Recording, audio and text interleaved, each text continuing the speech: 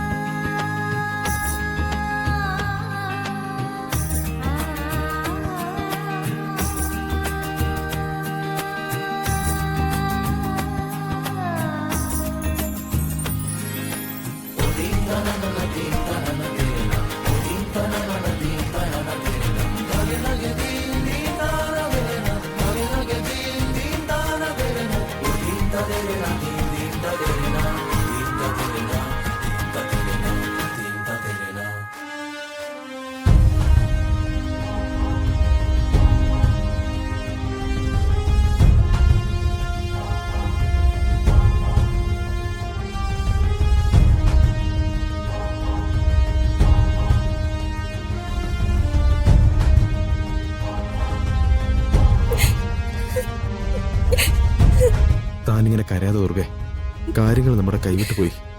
വിവാഹം നിർത്തിവെക്കണമെന്ന് അവരാവശ്യപ്പെട്ടപ്പോ എങ്ങനെയെങ്കിലും അഷിത രക്ഷപ്പെടുമല്ലോ എന്നാ ഞാൻ ആദ്യം ചിന്തിച്ചത്.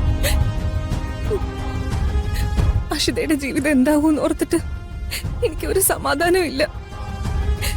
പൃഥ്വിയെ കുറിച്ച് ഇത്രയൊക്കെ അറിഞ്ഞിട്ടും അവളെ ഇതിന്ന് രക്ഷിക്കാൻ എനിക്കൊന്നും ചെയ്യാൻ പറ്റുന്നില്ലല്ലോ കിരൺ.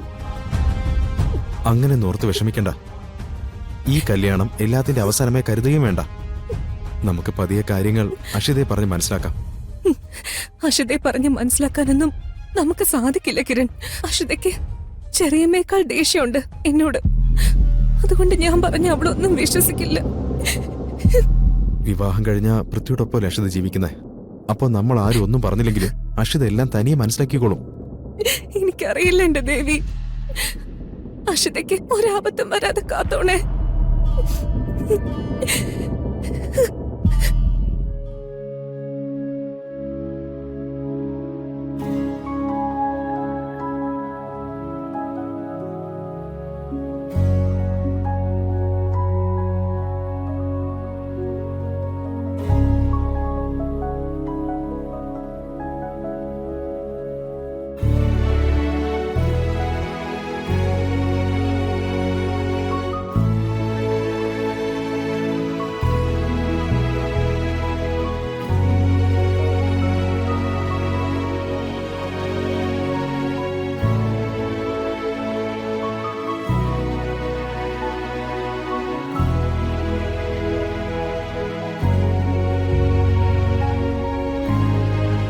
ചെന്നു കയറുന്ന വീട് സ്വന്തം വീടായി കരുതുക. അവിടെയുള്ളവരോട് സ്നേഹത്തോടെയും സന്തോഷത്തോടെയും പെരുമാറുക.